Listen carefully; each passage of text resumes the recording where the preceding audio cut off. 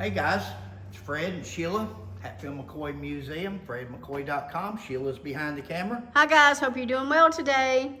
We are continuing our series of concentrating on one video per item or artifact, keepsake, memorabilia, call it what you will, that's in the Hatfield McCoy Museum. Okay. That was my grandmother's and my mother's collection, along with family members now. And since mother's passed away, the families decided not to reopen the museum. And so we're just going over some of the items and showing item by item, artifact by artifact. The one we're going to concentrate on now, we did the bed already. You know, some of these items we have done videos on in the past, showing the history of them, where they come from, what happened, and how we acquired them, or mother acquired them, or my grandmother, or whoever it might have been. And this was an interesting item here. And just to show you right here in the main beginning, this here's Lark McCoy.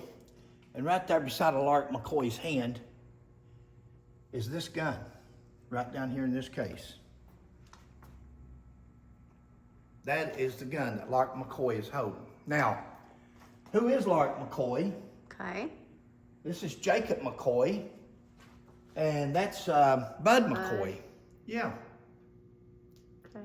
Those three guys right there were the sons of Asa Harmon McCoy. Okay. If you remember, Asa Harmon was the first one killed January the 6th, 1865. Civil War was, he'd been discharged. He was home, mending in a cave, trying to stay away from his house, where the Hatfield gang, the Desperados, Tug Valley Desperados, the illegitimate Wildcats, would come to his cabin and burn his cabin down and kill his family. So he was hiding in a cave. They tracked him through the snow, and the rest is history. They killed him. That was Randall McCoy's brother. That was the first death of the feud. Now, the hard feeling started when Devil Lance deserted, but that even made it rougher. Over here's a board you can show on him. And that gives a little bit more of the... Bud, of course, was Asa Harmon's youngest son. Mm-hmm. And there they are. And once again, there's that famous picture of him holding the gun. And there's the three brothers. Now, here's the gentleman that we acquired the gun from, William Wolford. There's mother.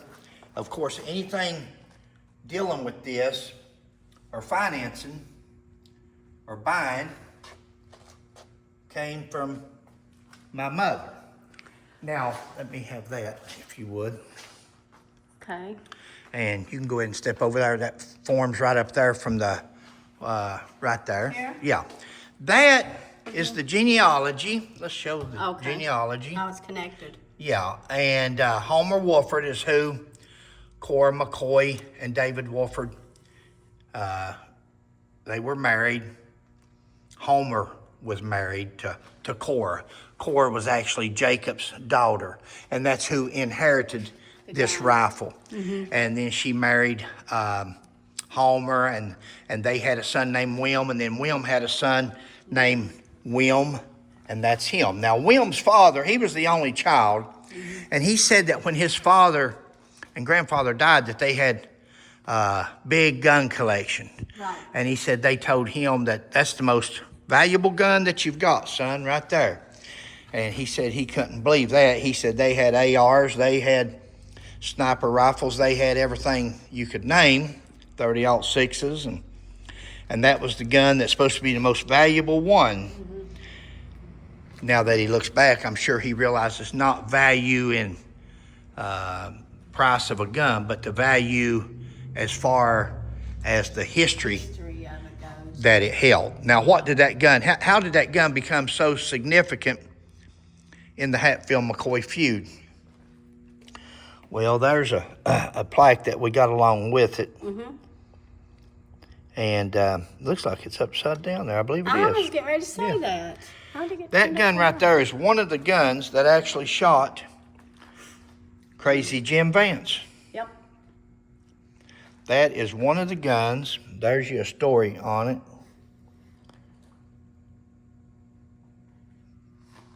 There's the serial number that was sent to Winchester. 3220, 32 caliber octagon barrel. It was shipped on May the 18th, 1886, order number 6602. And that gun was received in Pike County in 1886. Now you got to remember, the cabin massacre was in January of 88, just a year and a half later. Remember in 86, what happened in 85? 85, their younger brother, Jeff McCoy, was killed. He was swimming across the river there, and he was shot. And Cap and Jim Vance and skunk-haired Tom Wallace shot him in the back and killed him. That was 1885. Now, some people says, oh, there was nothing happened in the feud for years. Yeah, there was always things happening in the feud. Now, in 85, after they killed Jacob's brother and Lark and Bud's brother, they ordered this rifle. It's a 1873 Winchester, octagon barrel, 3220 caliber. There's a box of shells that he gave us with it when Mother purchased it. There's Mother. Yeah. Holding the gun.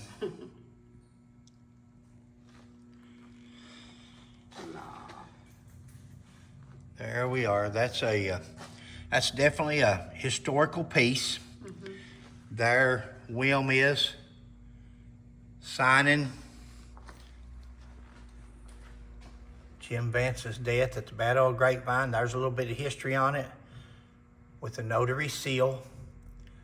Up there is the paper from Winchester, dates of the manufacture, the serial number of the year manufactured is 1886. You know, there was a gun. I'm not going to do a complete story on it. It's on the other side over there, if you would, babe. Here, hold this right here probably and just show that. Let me see if this is not it. Okay. No, it's on the other side. It's on. There was a story in Pawn Stars. Do you want me to come that way, or are you gonna? I'll come to you. You can Okay. show me. Coming to you. I didn't want to go here, but since I mentioned it, this is a story on Pawn Stars. Right. And this gentleman was trying to sell a gun to Rick on Pawn Stars and said it was used in the Hatfield-McCoy feud, and it belonged to Cap Hatfield. And he had an expert come in there, and the expert looked at the gun, and he said, well, they don't have nothing but a notarized paper here to go by. There's the shadow box that he had, and he said that Cap was running from the McCoys, and his horse went lame, and he traded this rifle for a fresh horse. Yep. And that's the The gun gun. that he got. Well, if you'll do the serial number right here, the serial number that's on the gun that shows up there, this gun was manufactured in 1896. Now, it's an 1892 Winchester rifle, but it wasn't, that serial number wasn't manufactured till 1896. That gun was not used in the feud. Hatfield-McCoy feud. Right. It's not hard to prove, and that's why Sheila and I like to do things with evidence, with documentation. And once again, let me show this right up there. That's Winchester. Anybody can call Winchester and give them the serial number to a Winchester gun, and they'll tell you when that gun was manufactured. If you want to send them $75, they'll send you a frameable from the Cody Firearms Museum. They'll send you a certificate like that showing exactly That's when, cool. huh? I said that is really cool. When the gun was manufactured, what serial number it is, and so forth. So this gun that we're showing is not like that gun that was tried to sell to Pawn Stars. This gun was actually manufactured in 18 86. And there's Sheila and Mother holding the gun. That's right after we got it. Of course, everybody was happy. Another collectible for, there's my grandma and grandpa and my dad. My dad out front kneeling, and my grandma and grandpa right here. All right, guys, I think that's going to conclude this video. Sheila, have you got anything else? We, real nice fellow that we bought the gun from. Yeah. And just, he was not into the Hatfield-McCoy feud. He hadn't kept up. His family had moved away in the earlier years to Indiana. Yeah, and he really didn't know the history. No. A lot of it. So. We took him a packet of who his genealogy, of who his great-great-grandparents were and so forth. And he knew they was connected to the feud, and he knew that rifle was connected to the feud. Mm-hmm. But he didn't know how. And there's people out there, you know, to Sheila and I and my mother and family members, the feud is a big part of our life. We've lived it as far as researching it and trying to uncover the correct history to it over the years. And it's very interesting to us. We can't imagine somebody else out there that's related to the McCoys. You know, Wilm's grandmother was actually a McCoy. Yeah. So his grandfather was married to a McCoy, and so. But that's the story. Now, the next one we're going to do, the next video, we're going to try to just go right on down the line probably. We did one a while ago, a video on Jimmy Wolford. Mm-hmm.